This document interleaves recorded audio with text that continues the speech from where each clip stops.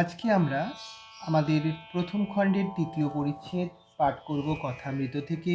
প্রথমেই ঠাকুর মা ও স্বামীজিকে সশ্রদ্ধ প্রণাম জানাই।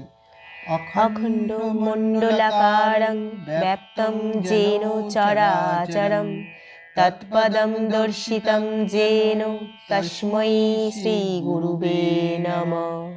দ্বিতীয় দর্শন ও গুরু শিষ্য সংবাদ।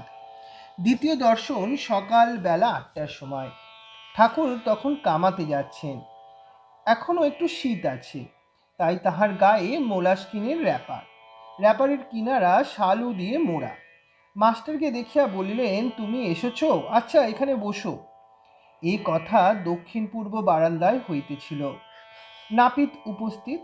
সেই বারান্দায় ঠাকুর কামাইতে বসিলেন ও মাঝে মাঝে মাস্টারের সহিত কথা কইতে লাগিলেন। গায়ে এরূপ র্যাপার, পায়ে চটি, জুতো, সহস্র বদন। কথা কইবার সময় কেবল একটু তোতলা। তখন ঠাকুর বলছেন মাস্টারের প্রতি, হ্যাঁ গা, তোমার বাড়ি কোথায়? মাস্টার তখন বলছেন, আজ্ঞা কলিকাতায়। ঠাকুর বলছেন, এখানে কোথায় এসেছো? মাস্টার তখন বলছেন, এখানে বরাহনগরে বড় দিদির বাড়ি আসিয়াছি, ঈশান কবিরাজের বাটি। ঠাকুর বলছেন, ও ঈশানের বাড়ি? ঠাকুর তখন বলছেন, হ্যাঁ গা, কেশব কেমন আছে? বড় অসুখ হয়েছিল। মাস্টার তখন বলছেন, আমিও শুনেছিলাম বটে, এখন বোধ হয় ভালো আছেন। ঠাকুর বলছেন, আমি আবার কেশবের জন্য মার কাছে ডাব চিনি মেনেছিল। শেষ রাত্রে ঘুম ভেঙে যেত আর মার কাছে কাঁদতুম। বলতুম, মা, কেশবের অসুখ ভালো করে দাও। কেশব না থাকলে আমি কলিকাতায় গেলে কার সঙ্গে কথা কব? তাই ডাব চিনি মেনেছিলুম। হ্যাঁ গা, কুক সাহেব নাকি একজন এসেছে। সে নাকি লেকচার দিচ্ছে। আমাকে কেশব জাহাজে তুলে নিয়ে গেছিল। কুক সাহেবও ছিল।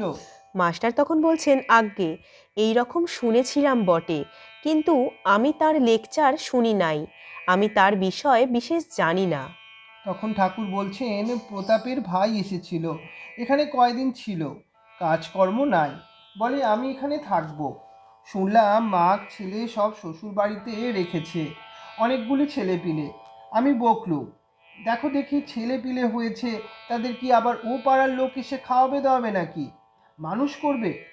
লজ্জা করে না যে মাক ছেলেদের আর একজন খাওয়াচ্ছে আর তাদের শ্বশুর বাড়ি ফেলে রেখেছ? আমরা অনেক বকলাম আর কর্ম কাজ খুঁজে নিতে বললাম, তবে এখান থেকে যেতে চায়। এই ছিল আজকের পাঠ। ওম স্থাপকায় চ ধর্মস্য সর্বধর্ম স্বরূপিণে অবতার বরিষ্ঠায় রামকৃষ্ণায় তে নমো। জননীং শারদং দেবীং রামকৃষ্ণং জগদ্গুরুং পাদপদ্মে ত্রয়োসিত্বা প্রণমামি মুহুর্মুহুঃ। নমো শ্রী জ্যোতিরাজয় বিবেকানন্দ সুরয়ে সচ্চিদ সুখ স্বরূপায় স্বামিনে তাপহারিণে।